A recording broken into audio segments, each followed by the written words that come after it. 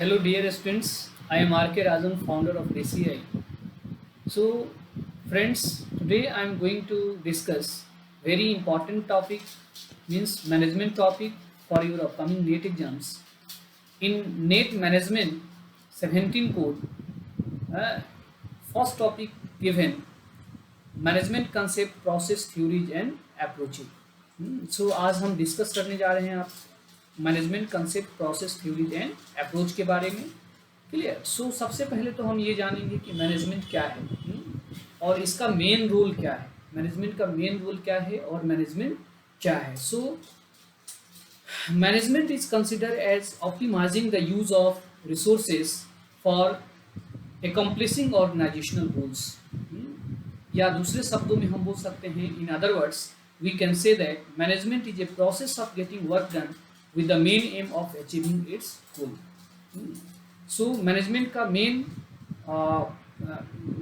Main role क्या होता है, अगर आपसे क्वेश्चन एग्जाम्स में पूछा जाए तो क्या आंसर होगा आपका? The main role of management is to organise the available resource for the fulfilment of individual as well as organizational objective in an optimal manner. Clear? So main role of management क्या होता है? Organize the available resources किसके लिए? For the fulfillment of individual as well as organizational objectives in an optimal manner. Clear? तो ये point आपको ध्यान में रखना है। After that process of management, process of management का अगर हम बात करें तो प्रोसेस ऑफ मैनेजमेंट क्या होता है? The process of management includes all those functions that transfer resources such as जैसे money, money, materials and so on into product to satisfy the consumer needs. Clear? In the process of management, human efforts and resources are used in systematic manner to achieve the specific goal of management. Clear? तो process, अभी हम लोगों ने concept of management के बारे में देखा कि क्या कहा, मैनेजमेंट क्या है? Management is a process of getting work done with the main aim of achieving its goal. और प्रोसेस का क्या है, या इसका मैनेजमेंट का the process of management includes those functions that transfer resources such as men, money, material and so on into product to satisfy customer needs. Clear? तो ये line आपको ध्यान में रखना है। In other words management in the process of management, human efforts and resources are used in systematic manner to achieve the specific goals of management.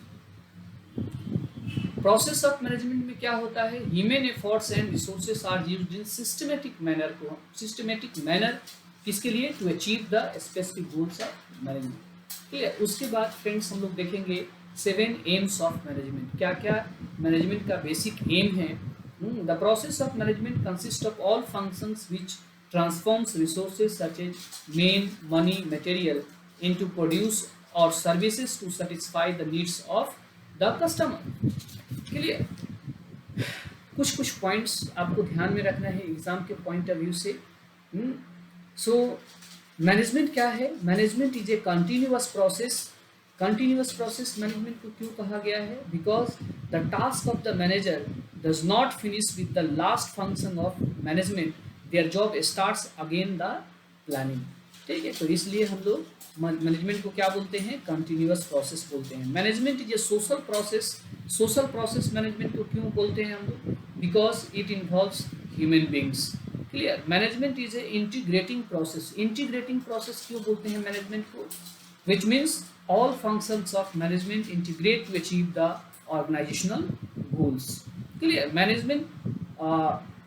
After that management is an interactive process। interactive process क्यों बोला गया है management को? which means 2 or more functions can be performed at the same time, इसलिए इसको क्या बोला गया? interactive process भी बोला गया। the principle of management are applicable universally। ठीक है, मैनेजमेंट का जो प्रिंसिपल है एप्लीकेबल है universally. After that 7 AIIMS of management. क्या क्या एम्स है उसका? 7 एम्स क्या क्या है? जैसे मैन हो गया, मनी हो गया, मटेरियल हो गया, मशीन हो गया, मेथड हो गया, मार्केटिंग हो गया और मैनेजमेंट हो गया। क्लियर? अगर मैन का बारे में हम बात करें, डिस्कस करें, सो मैन के बारे में in management man is referred to as a human resource of an organization there are some issues like compensation in the form of salary, gratitude, gratuity, termination of services, etc., which have to be dealt with by an organization to retain the talent within the organization. So man क्या है management के अंदर? Man is refer to as human resource, जिसको हम लोग क्या बोलते हैं? ह्यूमन रिसोर्स बोलते हैं। क्लियर? मनी का अगर हम बात करें, money is required at all levels in order to meet day-to-day activities of business organization. The funds used in meetings those requirements are called as working capital, जिसको हम लोग क्या बोलते हैं? working capital बोलते हैं। क्लियर? आफ्टर दैट मटेरियल का अगर हम बात करें, so material is considered as the basic ingredient of management which includes products and services. Most business organizations prefer to locate their business enterprises where material can be easily sourced. Clear? तो material क्या है? Material is considered as the basic ingredient of management. क्या बोलते हैं इसको? Basic ingredient of management. अगर हम machine का बात करें, so machine refers to the tools through which product and services can be produced. Clear? The selection of the appropriate machine, the selection of the appropriate machine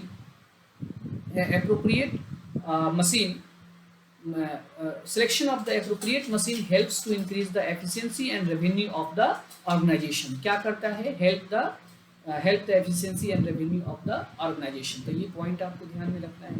methods का अगर हम बात करें, so a right way to perform any task with the help of producers and instructions are known as method, जिसको हम लोग क्या बोलते हैं? मेथड्स बोलते हैं। मेथड क्या करता है? it links the people with each other as well as the people to material. Planning, procedures, policies are all included in the method. Method के अंदर ये सारे चीज आ जाएगा। क्लियर? मार्केटिंग का अगर हम बात करें, मार्केटिंग के बारे में, सो मार्केटिंग क्या होता है? Marketing it refers to the process of allocating the resources of the business organization towards marketing activity. So the marketing manager is responsible for directing expenses of marketing funds. Clear? और last point है management. Management क्या होता है? Management is the art of getting things through others. Function of management include planning, organizing, staffing, directing and controlling. तो ये कुछ main points था जो आपको हमने बताया, डिस्कस किया 7M के बारे में. उसके बाद आता है अप्रोचेज ऑफ मैनेजमेंट. अप्रोच के अंदर क्या क्या आएगा? अप्रोच के अंदर क्या क्या आएगा? अगर हम मैनेजमेंट के अप्रोच का बात करें, so management theories and approaches are a set of rules that guides the manager to manage the organization. Approaches of management के अंदर आएगा सबसे पहला अप्रोच क्लासिकल अप्रोच, जिसको हम लोग बोलते हैं classical approach. So classical approach was developed in the period from 1880 to 1920. It was recommended that production can be increased by improving the efficiency of the organization. Clear? The classical approach puts social emphasis on the detection of errors and correcting them. सबसे main बात जो है theories of classical approach, यहाँ से question आने का संभावना है आपके एग्जाम्स में. सो थ्योरीज ऑफ क्लासिकल अप्रोच का अगर हम बात करें तो 3 पार्ट में डिवाइड होता है: साइंटिफिक मैनेजमेंट, एडमिनिस्ट्रेटिव मैनेजमेंट और bureaucratic management. Clear? Scientific management का अगर हम बात करें, सो the scientific approach of management was developed by F.W. Taylor in 1910. ये बात भी आपसे पूछा जा सकता है. He laid emphasis on the scientific study of work in order to improve work efficiency. Scientific management was introduced in order to create mental revolution at the workplace. This approach suggests that the workers should be selected on scientific basis, which means on the basis of their qualification, and training should be provided to them so that they can perform their duties in much efficient way. Clear? The categories of scientific management include time and motion study, supervision, differential piece rate system, and cooperation between the management and workers. The scientific theory of management separates the planning function from the doing function. According to this approach, important line है, according to this approach all workers have different capabilities and must be paid compensated accordingly. Clear? The production system is based on the piece rates time study and motion study is based on the amount of standard time required for completing the job. Clear? तो कुछ point आपको ध्यान में रखना है, जैसे time study के बारे में क्वेश्चन अगर पूछा जा सकता है या मोशन स्टडीज के बारे में. सो टाइम स्टडी के बारे में अगर बात हम करें तो the main aim of the time study is fixing the standard time for carrying out the job. The main aim क्या है टाइम स्टडी का? The main aim of time study is fixing the standard time for carrying out the job. Motion study का अगर हम बात करें, सो motion study का मेन एम क्या है? The main aim of motion study is to reduce the wastage of time and material, scrapping unnecessary movement. Clear? तो ये दोनों पॉइंट को आपको ध्यान रखना है. After that, according to Taylor, both the management and workers have the same goals, so both should be work together in harmony towards the common goal. Taylor believed that training should be provided to workers so that they can efficiently perform more than one type of job. Clear? उसके बाद administrative management आता है. सो administrative management का अगर हम बात करें तो this approach was developed by Henri Fayol 1841 to 1925, who is the major contributor to the school of management thought. ठीक है. Fayol believed that all the functions of management such as planning, organizing, staffing, directing and controlling are performed by managers. Clear? And these functions differentiate the management as a separate discipline of study apart from accounting. Clear? He mainly focused on developing administrative principle. Henri Fayol जो था किस पे focused किया उसने? He mainly focused on developing administrative principles that could be applied to general and higher managerial levels. He emphasized that principles that can be used by managers to coordinate the internal activities of the organization. He presented 14 principles of management that act as a guide for developing management practice. Clear? So 14 principles of management ये important है आपके exam के point of view से, और यहाँ से question आपके exams में पूछा जा सकता है. Clear? Fayol 14 principles of management. 14 principles of management के अंदर क्या क्या था? डिवीजन ऑफ वर्क था, ऑथोरिटी एंड रिस्पॉन्सिबिलिटी था, डिसिप्लिन था, यूनिटी ऑफ कमांड था, यूनिटी ऑफ डायरेक्शन था, subordination of individual to general interest था, रिम्यूनरेशन था, सेंट्रलाइजेशन था, स्किलर चेन था, ऑर्डर था, इक्विटी था, stability of tenure of personnel था, और इनिशिएटिव था, और लास्ट था एस्पिरिट डी कॉर्प्स. क्लियर? तो ये काफ़ी इंपॉर्टेंट है, यहाँ से क्वेश्चन आपके एग्जाम्स में आएगा. डिविजन्स ऑफ वर्क का अगर हम बात करें तो इसका मतलब क्या है यहाँ पे? As per this principle of management started by Henri Fayol, the work should be divided among individuals to ensure that efforts are made on special portions of the task. When employees work on their specialized area, then they will be able to perform their task in a more efficient manner. Clear? तो याद रखना है division of work का मतलब.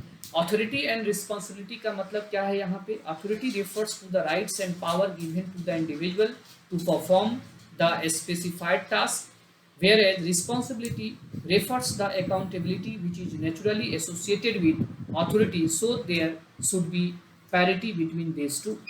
Clear?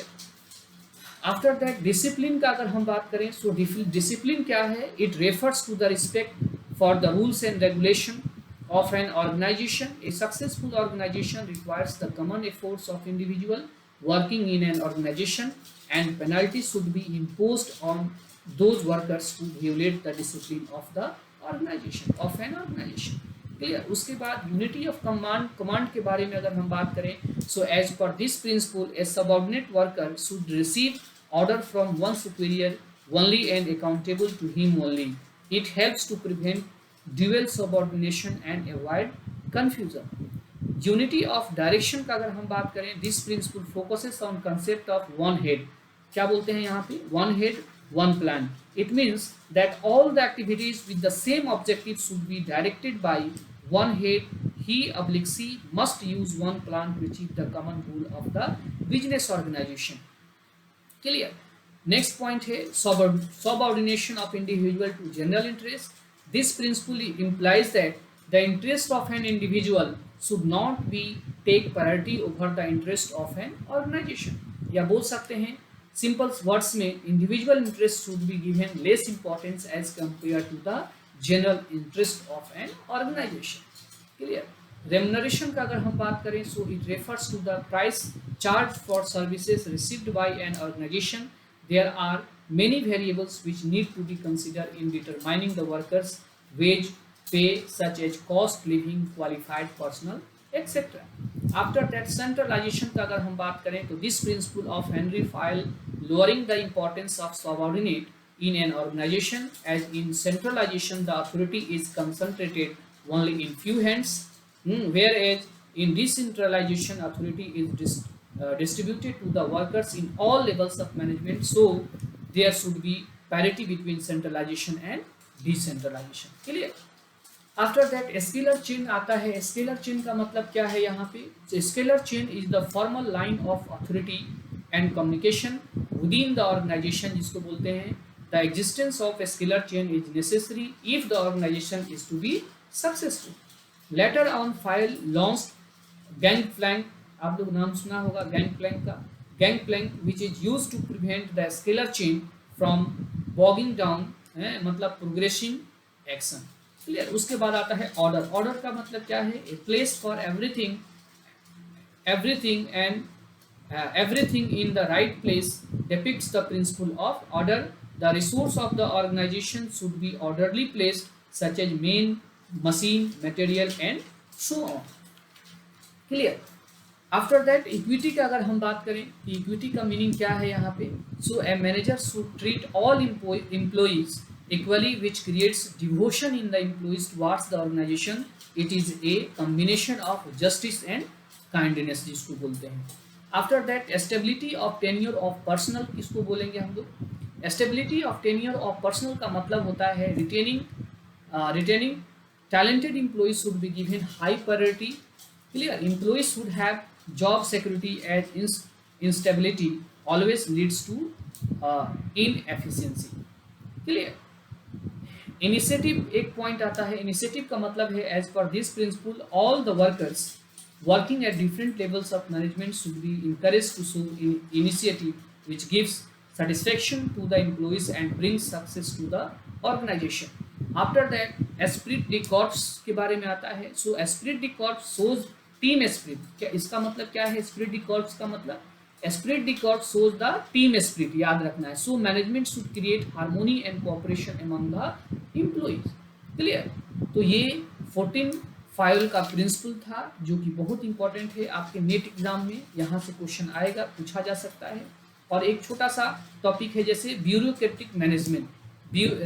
Bureaucratic management, ये approach किसने develop किया था, ऐसा पूछ देगा आपसे, तो याद रखना है this approach was developed by Max Weber in 1990। 1990 में मैक्स वेबर ने डेवलप किया।